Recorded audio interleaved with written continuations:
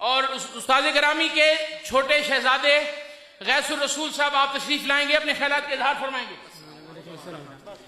جی بسم اللہ الرحمن الرحیم. الحمد للہ وحدہ والصلاة والسلام على من لا نبی بعدہ وعلى آلہ وصحبہ اجمعین وبعد.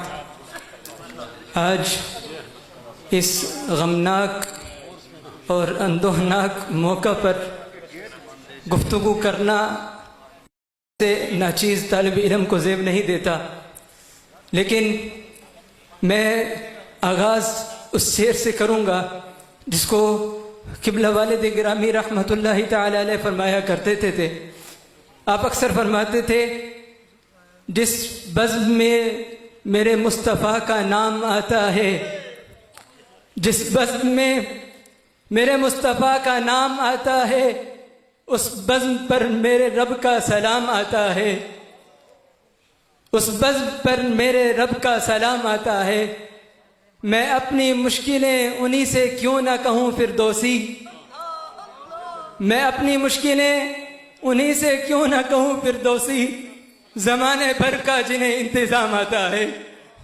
اور میں یہ سمجھتا ہوں کہ آج وہ اپنی مشکلیں سنانے ان کے پاس پہنچ چکے ہیں، اپنی مشکلیں بیان کرنے کریم آقا علیہ الصلوۃ والسلام کی بارگاہ میں حاضر ہو چکے ہیں.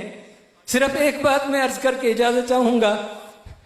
آپ اخلاص کا پیکر تھے، ساری زندگی آپ نے اخلاص کا درس دیا، صرف لفظی طور پر نہیں بلکہ عملی طور پر آپ اخلاص کا پیکر بنے رہے اور ساری زندگی اپنے طلباء کو اخلاص کا درس دیتے رہے.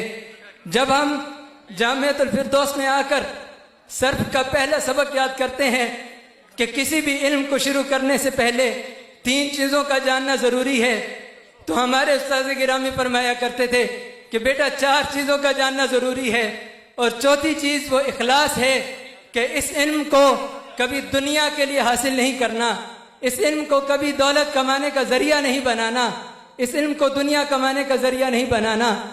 آپ کے اخلاص کی صرف ایک مثال عرض کروں گا. آپ کے استاد گرامی حضرت قبلہ ابو الوفا مولانا منظور احمد چشتی گولڑوی رحمہ اللہ تعالی علیہ، آپ فرمایا کرتے تھے، بیٹا اگر یہ چاہتے ہو کہ تمہاری اولاد دین کے راستہ پر چلے، اگر تم یہ چاہتے ہو کہ تمہاری اولاد دین کی خادم بنے، تو اس کا ایک ہی راستہ ہے کہ اپنے طلباء کو اپنی اولاد سمجھ کر پڑھانا. اور میں یہ سمجھتا ہوں کہ آج ہزاروں کی تعداد میں حاضر ہونے والے آپ کے تلاميذ اس بات پر گواہ ہیں کہ آپ نے کبھی اپنے سگے بیٹوں میں اور طالب علموں میں فرق نہیں کیا. میں اس پر مجھے کچھ کہنے کی ضرورت نہیں، تمام طلباء کرام اس بات پر گواہ ہیں کہ آپ نے کبھی بھی اپنے طلباء کے درمیان اور اپنی اولاد کے درمیان فرق نہیں کیا، ہمیشہ انہیں اپنا بیٹا سمجھ کر پڑھایا، جس کا نتیجہ یہ ہے کہ اللہ رب العزت ان کی محبت لوگوں کے دلوں میں ڈالتا ہے. والسلام علیکم ورحمۃ اللہ وبرکاتہ.